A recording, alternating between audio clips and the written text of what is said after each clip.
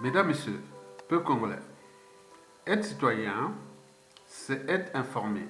Et pourquoi? Parce que l'ignorance est la pire des souffrances. Le savoir et la connaissance libèrent. Être citoyen, c'est d'agir en permanence. Et pourquoi? Parce qu'aucune cause n'est perdue d'avance. Et surtout quand elle est juste, digne, noble, légitime et voire civilisationnelle. Donc, seule la lutte est libérée. Sans lutte, il n'y a pas de liberté ni de la dignité d'un peuple. Sans lutte, aucune justice ne sera rendue à un peuple. Sans lutte, il n'y a pas de progrès. Sans lutte, il n'y a pas de paix. Mesdames, Messieurs, peuple congolais, coronavirus Congo-Brazzaville. Pourquoi Sassou Denis affiche-t-il optimisme et pessimisme? Commençons déjà par l'optimisme affiché par l'éducateur Sassou Nguesso. Je pense qu'il y en a 5 raisons. La première raison est que Sassou Nguesso va certainement réduire ses coûts de crimes contre l'humanité au Congo. Bon, ce sera sur l'autel du coronavirus. C'est à cause du coronavirus que les Congolais meurent. C'est à cause du coronavirus que les morgues sont pleines à craquer des cadavres de tout âge. C'est à cause du coronavirus et point. Ce sera comme ça. Là, il a trouvé vraiment un bon but commissaire pour justifier sa politique antisociale et criminogène. Donc, tous ces crimes de sang et de masse, bon, il n'en a plus besoin. Il va dire, ah oui, c'est à cause du coronavirus. Vous allez suivre ça. Ils sont déjà entraînés et conditionnés, les propagandistes de la tyrannie, même du PC, tout ça, s'il ne peut pas. C'est à cause du coronavirus qu'il y a dépopulation du Congo-Brazzaville. Mesdames, Messieurs. Donc, les Congolais, individuellement et collectivement, tant au niveau civil, politique et militaire, vont mourir en masse, c'est en partie à cause du coronavirus. Alors que la problématique, c'est que c'est des conditions de vie indignes. Un pays qui a été surendetté pour rien, ruiné pour rien, et en faillite, et en cessation de paiement et tout compagnie. Et qui n'a plus de moyens ni de subvenir aux besoins de la santé publique de sa population. Donc ils font plus que de la superstition, la sorcellerie et tout compagnie. On est au Moyen-Âge, où il y a des inquisiteurs, même sanitaires. Et donc nous allons rentrer dans ces cas-là. Donc il n'y a rien, c'est la diversion. Ça ne n'a rien pour moi, hein, mesdames, messieurs. Quand vous voyez la médecine, en réalité, les socles de la médecine, c'est la biologie. Donc j'y connais bien. Que ce soit de l'infiniment petit jusqu'à l'infiniment grand de notre corps. Et donc, quand on voit les conditions de vie dans lesquelles vivent déjà les populations, en tenant compte des problématiques déjà des raids d'hygiène, donc il y a la microbiologie là, dans notre environnement familial, social et urbain congolais, c'est un bouillon de cultures pathogènes où il y a des virus, des bactéries, des champignons microscopiques qu'on appelle en biologie les myxomycètes. Et donc on voit qu'au microscope. Et donc vous avez ça, c'est un acharnement que ça soit laissé, intentionnellement laissé les Congolais mourir de... Bien entendu, c'est quelqu'un qui a été envoyé contre ce peuple. Il n'a jamais aimé ni ce pays, ni ce peuple. Et encore moins tous ceux qui à un moment ou l'autre l'ont servi. Alors pourquoi continuez-vous à râler, à glander, alors que vous n'êtes même pas capable de se rebeller, de faire partie maintenant en profitant même du coronavirus? C'est la problématique. Il est passé partout depuis 2015 à nos jours. À toutes les crises, il est passé. À cause de de bouc émissaire France-Afrique ou de... Non, non, non, c'est nous-mêmes. On est bien d'accord. Mais après, ça sont combien d'autres victimes? Parce qu'on aura déjà appris de Sassou Nguesso, puisque beaucoup ont appris aussi comment Sassou Nguesso a utilisé ces moyens-là pour nuire le peuple congolais, pour détruire les vies des familles et autres. Mais après lui, il peut y avoir d'autres victimes, que je vous rappelle qu'il y a des gens dans les officines qui foutent le bazar dans ce qui est des Sassou et des Nguesso sur ce pays-là. Du point de vue administratif et tout, il y aura des méthodes vraiment secrètes qui vont faire.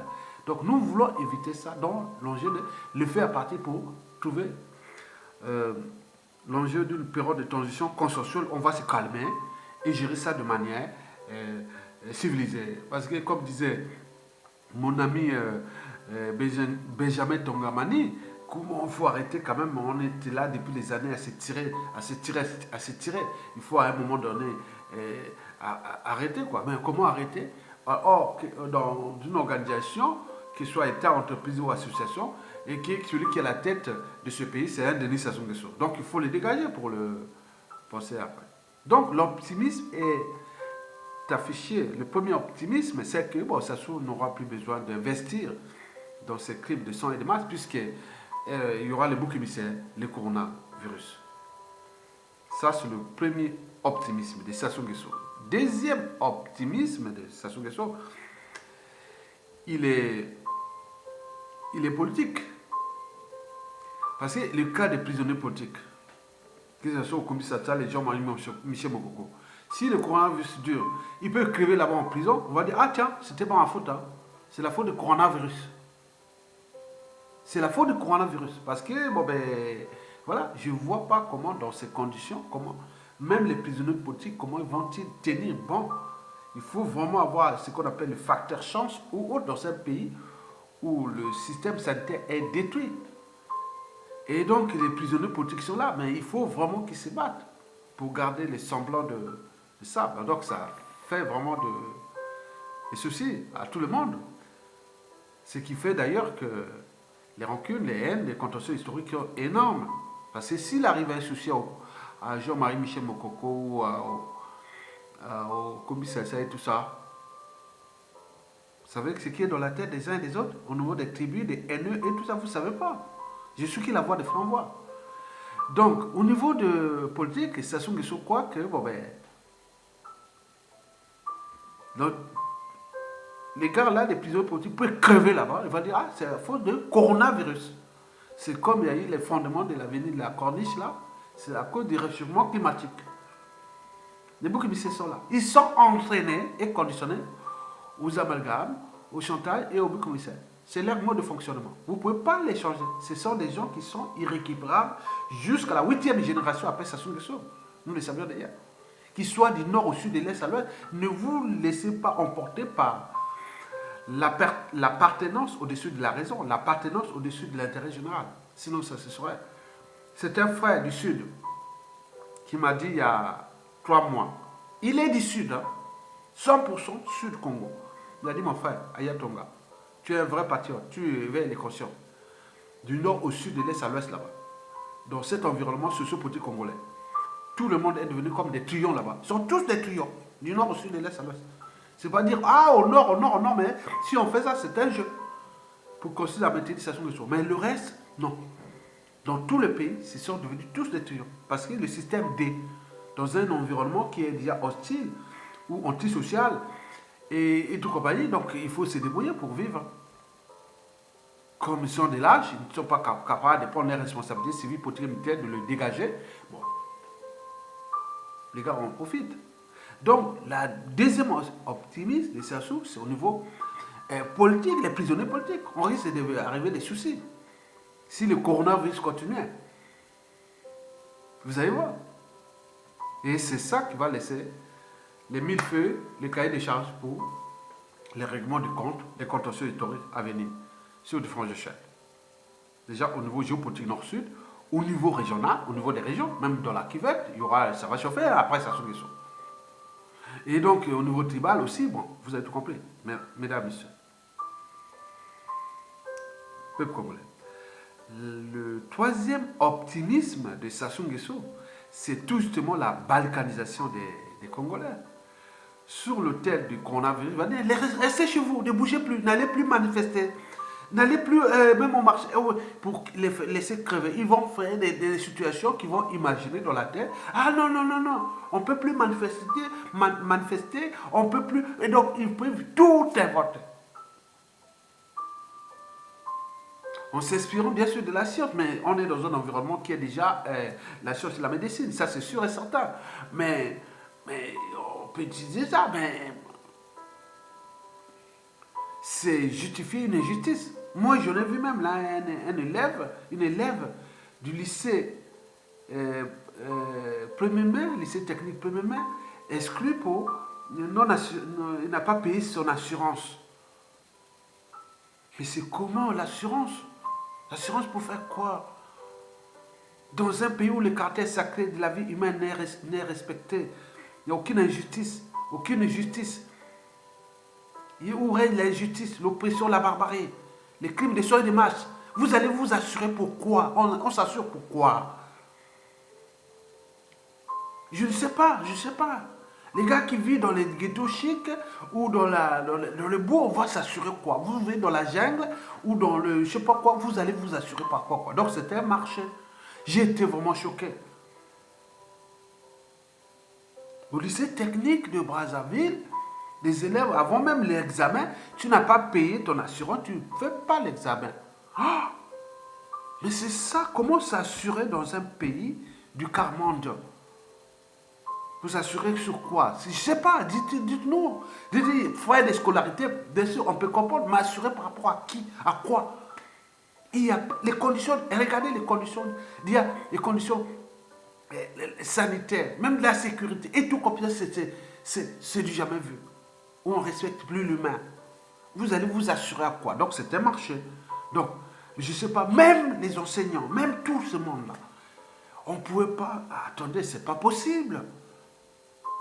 Donc on crée là, l'injustice est vraiment, on ne sait pas les Congolais, comment ils sont devenus, mais attendez, mesdames, messieurs, comme disait mon compatriote là du Sud, quand vous rentrez au pays, ayez un autre regard sur tout ce qui est civil, politique, militaire. Il faut rester, il ne faut pas venir, nous qui venons de tous les différents diasporas du monde, pas que seulement l'Occident, ceux qui sont dans certains pays africains, ils disent non, mais à un moment donné, non, même certains pays africains, on est quand même, oui, ils ne vont pas avoir cette mentalité des Congolais qui sont là aujourd'hui tirés vers le bas. On est descendu dans le trou. Payer l'assurance dans un pays du quart-monde où à tout instant tu peux risquer ta vie sans justice.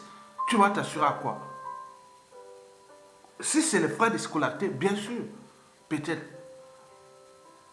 Mais pas pour s'assurer à une assurance. Assurance quoi? Habitation, assurance scolaire, assurance scolaire pour faire quoi? Et s'il arrive un accident, qu'est-ce qui... Attends, mais c'est pas possible. Puisque déjà vous sortez de la rue, on peut vous buter, on peut vous faire tout, vous n'avez rien à... Attendez, c'est un non-sens. Réagissez quand même, mesdames et messieurs.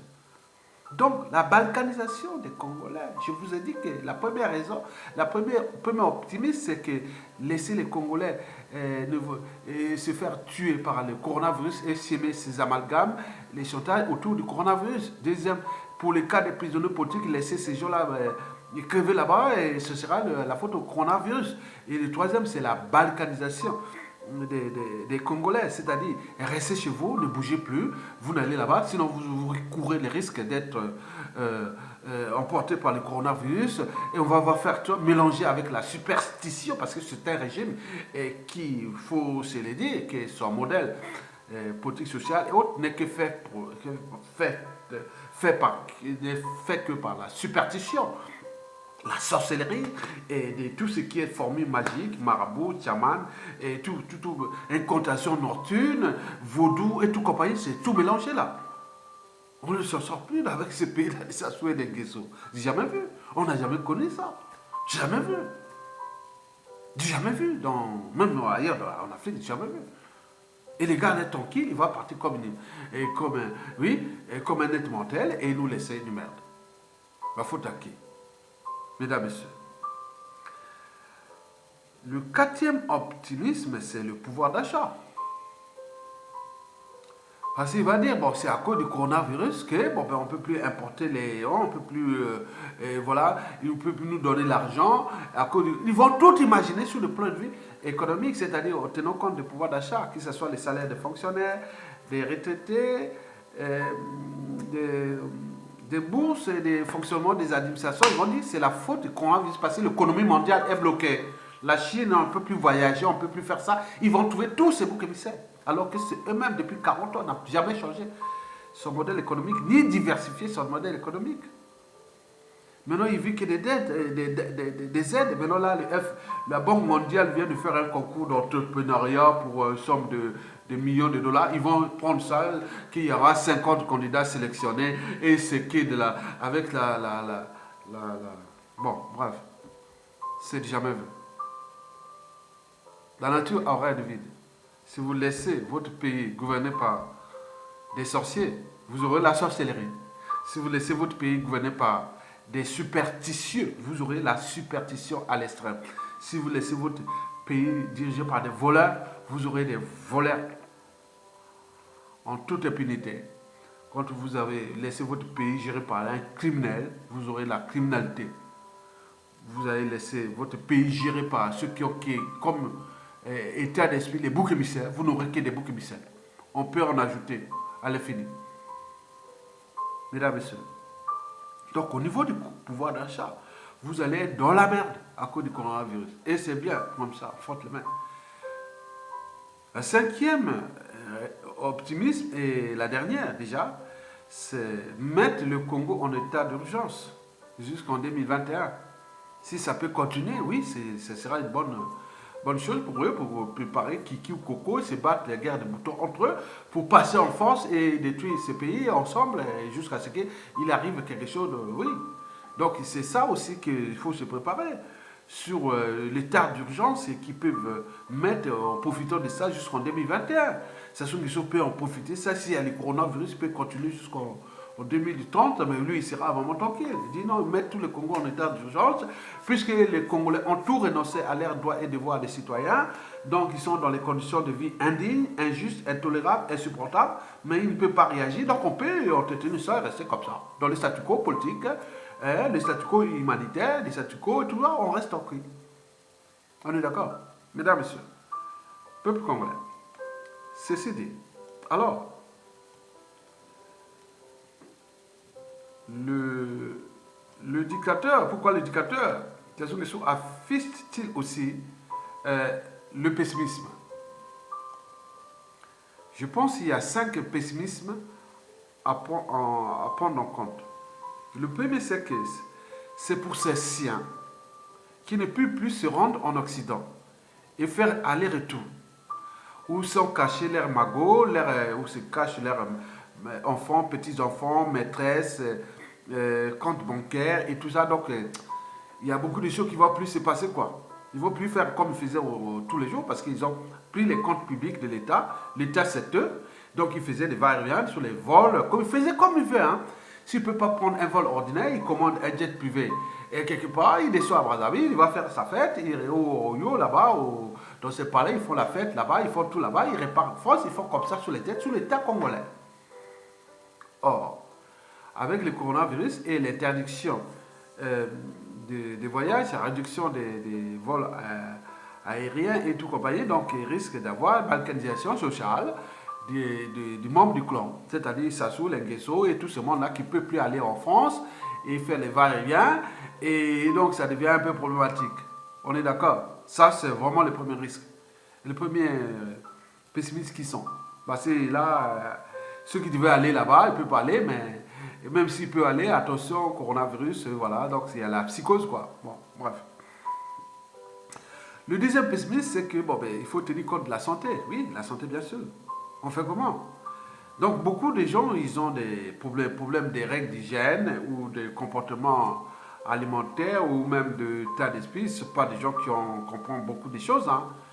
Et donc, ils laissent tout au médecin et qui fait, mais comme ils ont détruit leurs hôpitaux qu'ils ont construits, les hôpitaux de merde, qui n'ont rien à voir avec ce qu'on appelle le cadre sanitaire ou médical et autres, il n'y a rien. Donc, ils vont là-bas, attention, au CHU de Brazzaville, l'unique centre hospitalier universitaire que ça soit transformé. Parce qu'en fait, cet hôpital, ce fut l'hôpital général, construit en 1958, à 2 ans avant l'indépendance, avant l'officialisation de l'indépendance du Congo, le 15 août 1960. C'est dans cet hôpital-là que je suis né. Je suis né à l'hôpital général, qui est au périphérie du centre-ville de Brazzaville. Et qui, en les années 80, Sassou Nguesso l'a transformé en CHU. Et qui, depuis, est devenu qu'on appelle le CHTU. Mais le reste du pays, si le premier centre universitaire d'un pays devient le CHU, mais combien de fois sur l'ensemble du territoire, c'est que les catomes de la condition médicale. Et par conséquent, les gens meurent comme des mouches. Quand vous allez dans ces hôpitaux au Congo, dans 9 cas sur 10, vous pouvez en sortir soit plus malade ou les pieds devant, c'est-à-dire mort. Et donc, ils se retrouvent un peu bloqués parce que même les petites cliniques qu'ils ont créées pour leur petit marché, est-ce qu'ils peuvent tenir voilà, est-ce qu'ils ont des spécialistes, étant donné que la plupart des spécialistes congolais, les meilleurs spécialistes congolais sont tous en Occident. On est d'accord? Les médecins et les spécialistes congolais sont tous en Occident. Moi, déjà, pour ma tribu, les Makwa, j'en connais déjà une quinzaine de spécialistes qui sont en France ici, qui sont de ma tribu. Que ce soit, ils parlent de la neurologie, la pneumologie, les anesthésistes, l'épidémiologie, la néphrologie et tout. Il y en a plein. J'en ai ici, je connais. Qui sont proches, des proches, ou même de la tribu, ou ils sont de la tribu, mais il y a aussi beaucoup de la famille. Ça aussi. Multiplie ça sur l'ensemble du territoire national, du nord au sud et l'est. Donc ils sont en France, en Espagne, au Ghana, au Canada, aux États-Unis, partout, en Afrique même. Donc là-bas, il n'y a plus rien. Que les médiocres sont restés là-bas. Puisqu'on a transformé même les CHU, où les 2 tiers des médecins sont devenus des vétérinaires. Donc on a recruté des vétérinaires. Donc on soigne des animaux. Mais avec le coronavirus, bien sûr que ouais. Le coronavirus, c'est bon. Bon, il y a différents types de coronavirus. Hein. Il y a des coronavirus dans toutes les espèces animales. Hein. Il y a des coronavirus de chiens, du chat. Ouais, je vous parle parce que moi, je suis biologiste. Hein, de départ. Hein. Bon, pour vous rappeler toujours, en sortant du Congo, j'étais biologiste. J'ai enseigné au lycée, en face de là où j'étais né. Là où ça s'appelle le CHTU. Les CHU. Vous traversez le CHU. Avant de venir en France, j'ai enseigné là, en face du CHU, qu'on appelle le lycée Chaminade. Par contre, la fac de sciences que j'ai faite, c'était à 1 kilomètre de là, vers le sud, dans l'arrondissement qui s'appelle Bakongo. Et cette fac de sciences a été vendue par Sassou Nguesso et remplacée en ambassade de la Guinée équatoriale. Vous voyez l'injustice de ce monsieur qui n'aime pas le savoir et la connaissance. Donc, vous avez tout compris. Donc, au niveau de la santé, donc, où est-ce qu'ils vont aller? Peut-être au Maroc. Au Maroc, bon, il y aura des anciens ou aux pays arabes. Est-ce que c'est possible? L'Occident a tout bloqué. Mais comme ils ont des maladies chroniques, qui touchent les reins, le cerveau, le foie, les intestins, donc ils ont tout. Donc, comment vont-ils faire? Donc, ils sont coincés. Donc là, certains s'inquiètent. Mais comme le pays est en ruine, ruiné, donc comment trouver les moyens pour aller encore se soigner? On va aller où? Les meilleurs spécialistes de médecine sont tous en Occident, européens et nord-américains. Or que là-bas, on ne peut plus aller. La Chine, non, là-bas, on peut pas aller comme ça aussi. Mais où est-ce qu'ils vont aller? Donc, il y aura des risques pour tout le monde, que ce soit eux-mêmes, que ce soit les prisonniers politiques, que ce soit la population. Puisque tout, d'abord, la population, il n'y a pas, je dis, les prisonniers politiques et eux, et même les opposants, faux opposants et autres qui sont aussi bloqués. À cause de qui? Voilà la connerie. Que vous avez laissé un être mortel détruire tout un peuple. Et voilà les résultats. L'inquiétude est là, parce qu'il se dit, mais comment on va, si ça va se terminer comme bon, on dit, bon, ben, Espérons que ça va se terminer peut-être au mois d'avril, autre, mais attends que tout c'est le période sera une période de quarantaine. Et donc, même si ça baisse, mais il faudra attendre quand même peut-être au milieu de l'été, hein, pour que ça. Hein, mais on ne sait jamais, puisque au milieu de l'été, bon, ça sera déjà l'hiver austral. En Nouvelle-Zélande, Argentine, Chili, et tout ça, le sud là-bas, c'est l'hiver austral qui vient même jusqu'à la zone intertropicale. En Afrique du Sud, on voit autour du Cap, à moins de juin, juillet, les températures sont basses. Donc ils peuvent avoir continuité et continuer là-bas dans l'hémisphère sud pendant l'hiver austral qui arrive, pendant que nous sommes ici dans l'hémisphère nord en été, ou que nous sommes en zone intertropicale en saison sèche. Et donc on peut arriver que ça soit sur des ristournes qui va se détourner. Et jusqu'à quand? Donc ça s'inquiète tout le monde aussi. Et donc le pessimisme au niveau déjà de la santé de ces gens-là et sur nos 10 fils est problématique. Le troisième pessimisme, c'est que beaucoup de ceux qui s'inquiètent, ils se disent, ah tiens, il n'y a quand même pas beaucoup de Noirs qui sont infectés. Ça, c'est sûr. On n'a pas remarqué beaucoup de Noirs. On a eu beaucoup d'Asiatiques, des Blancs, quelques Arabes, mais les Noirs, non. Donc, on se demande, ça il faut voir au niveau du matériel génétique, déjà, de ce coronavirus et ces interactions entre les différentes lignées raciales qu'on peut voir. Hein. Il vous dit qu'il y a des coronavirus des chiens, il y a des coronavirus des chats, il y a des coronavirus des loups, il y a des coronavirus des lions, des buffles, donc on a tout. Est-ce que ce coronavirus est spécifique, hein, aux blancs ou aux asiatiques et pas aux noirs? Mais la chose c'est qu'on voit au niveau de la matière génétique, il n'y a pas eu mauvaise copie de l'information. Donc il me semble qu'il n'a pas muté. Donc déjà c'est une bonne chance. Une bonne chose pour tout le monde. Donc s'il n'y a pas mutation, c'est déjà bien. Donc on peut voir que bon, peut-être que ce coronavirus-là n'affecte pas les Noirs et on demande qu'il n'y a pas beaucoup. Mais est-ce que c'est vrai? Donc il faut voir au niveau des statistiques. Bon, combien de Noirs ici en Occident qui ont été affectés par le coronavirus? Combien partout? Il y a aussi les Noirs qui étaient là-bas, là où il y a l'épicentre de ce coronavirus en Chine. Il me semble que beaucoup de Noirs là-bas n'ont pas été affectés. Vous avez tout compris? Donc ça peut être aussi une source d'inquiétude pour l'éducateur qui dit non mais attends, si les Noirs ne sont pas beaucoup affectés, mais comment cela fait-il, comment on va tuer nos Congolais ici? Parce qu'on enjeu pour ça, il faut qu'on tue les Congolais. Il va les laisser dans les conditions de nier, mais si ça ne tue pas, comment on va trouver d'autres boucs émissaires ou alibis pour détruire ce peuple-là et leur pays et se maintenir au pouvoir? On est d'accord, mesdames et messieurs? Le quatrième pessimisme, c'est le FMI, la Chine, et oui, ça est coincé, il n'aura plus d'argent avec le FMI parce que déjà le baril de pétrole, où c'est 80% de son modèle économique. Donc tous les indicateurs macroéconomiques du Congo sont au rouge, balance commerciale, taux d'investissement, consommation intérieure, tout au rouge. Le pays est en décroissance, il est en train d'être ruiné. Et donc, ça joue, ne voit pas d'argent du FMI. C'est fini là.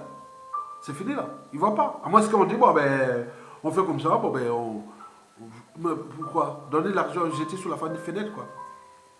La Chine s'est retirée avec les zones d'économie spéciale. Il y a d'abord ses soucis à faire parce qu'il risque de perdre son deuxième rang mondial. Parce qu'on peut voir que la Chine, en 2021, doit être la première puissance économique du monde.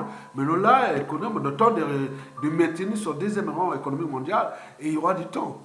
Et donc, il n'y aura pas. Voilà, donc il faut voir qu'il va tout. Oui, ce n'est pas des gens qui sont comme nous. Quand il y a une situation, oui, ils s'indignent, après ils se situent, s'organisent, ils agissent comme l'Occident d'ailleurs. Mais nous, on reste dans les émotions, à pleurer, à faire appartenance, tribal, ethnie, géopolitique nord-sud, scission, partition et autres. Mais ça, c'est votre problème. Mais les autres ici travaillent. Donc, vous avez tout compris. Donc, sur ce plan du point de vue économique, Sassou, oui, le coronavirus, à travers le FMI et la Chine, sera peut-être le facteur déterminant, même aggravant, de la chute inévitable et inéluctable de Denis Sassou Nguesso. Le cinquième et dernier pessimisme, c'est que la France risque de se retourner la veste contre la Sassou Nguesso parce que déjà, au vu des indicateurs macroéconomiques du Congo et en tenant compte des intérêts vitaux de la France dans le CFA et tout compagnie, donc les réserves sont... voilà, donc il n'y a plus grand chose. Donc si on ne met pas la machine à production ou trouver des stratégies avec une nouvelle génération de ce pays et qu'on peut les laisser faire leur transition consensuelle, politique et autres, en tenant compte de ces enjeux, mais nous, on risque de perdre gros parce que là-bas, les gens là-bas, le Congo a tout perdu à cause du pacte fatal entre Sassou Nguesso et la France-Afrique, qu'on voit déjà les conséquences.